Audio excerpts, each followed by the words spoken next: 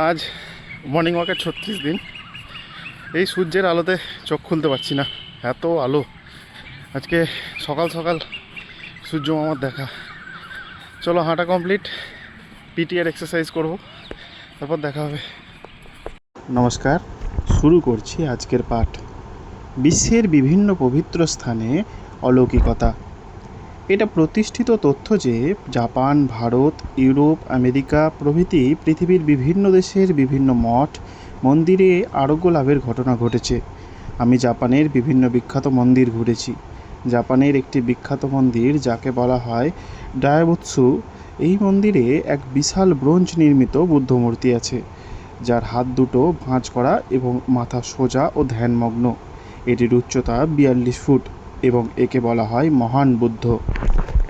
এখানে আমি দেখেছি অবাল বৃদ্ধ বনিতারা টাকা পয়সা ফলমূল তাকে দিচ্ছেন, মোমবাতি জ্বালাচ্ছেন, ধূপকাঠি জ্বালাচ্ছেন, প্রার্থনা জানাচ্ছেন।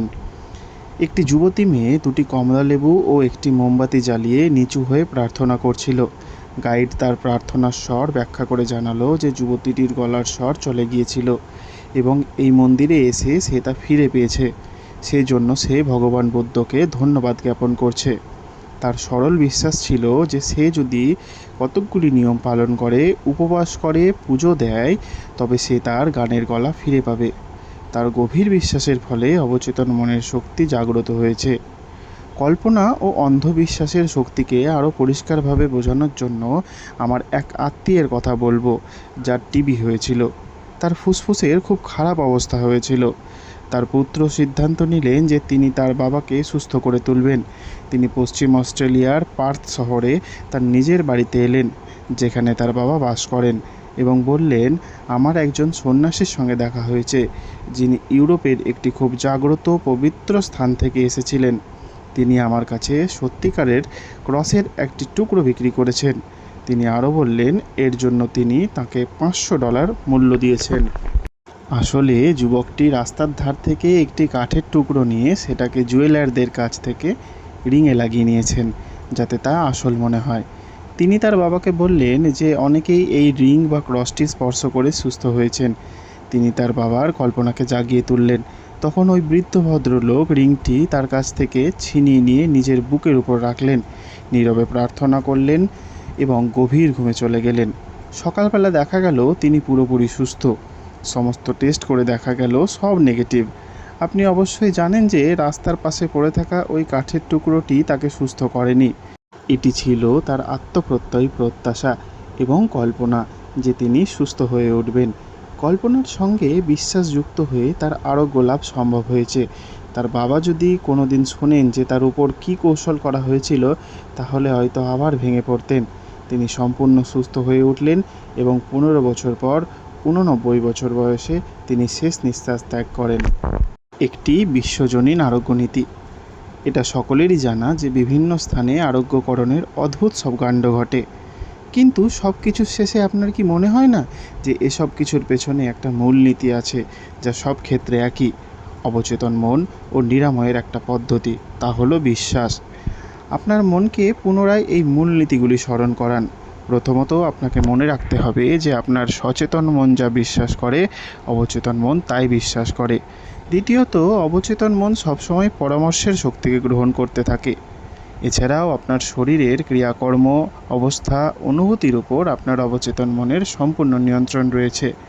আমি বিশ্বাস করি এই বইয়ের পাঠকরা সকলেই এই বিষয়ে একমত হবেন যে সব রোগেরই লক্ষণগুলো সম্মোহন দ্বারা প্রভাবিত হয়।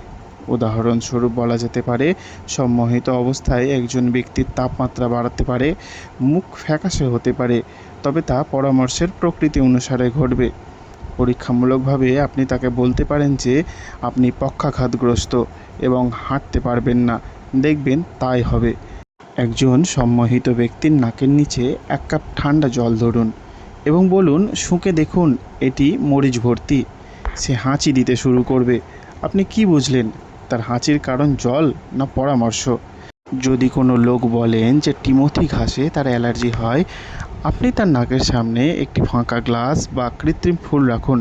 দেখবেন তিনি যদি সম্মোহিত অবস্থায় থাকেন, তবে বলবেন তার টিমোথি ঘাস। তার মধ্যে স্বাভাবিক অ্যালার্জির উপসর্গগুলি দেখা দেবে।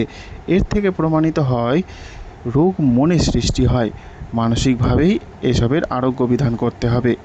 অস্টিওপ্যাথি, ন্যাচারোপ্যাথি প্রভৃতি বিভিন্ন উপায়ে, সেই সঙ্গে পৃথিবীর বিভিন্ন ধর্মগুরুদের মাধ্যমে বহু রোগীর আরোগ্য লাভ হয়ে থাকে।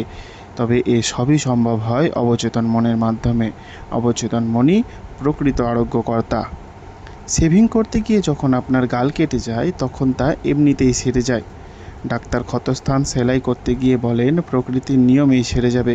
আসলে এই প্রকৃতির নিয়ম হলো অবচেতন মনেরই নিয়ম। আত্মসংরক্ষণের প্রবণতা হলো প্রকৃতির প্রথম নিয়ম।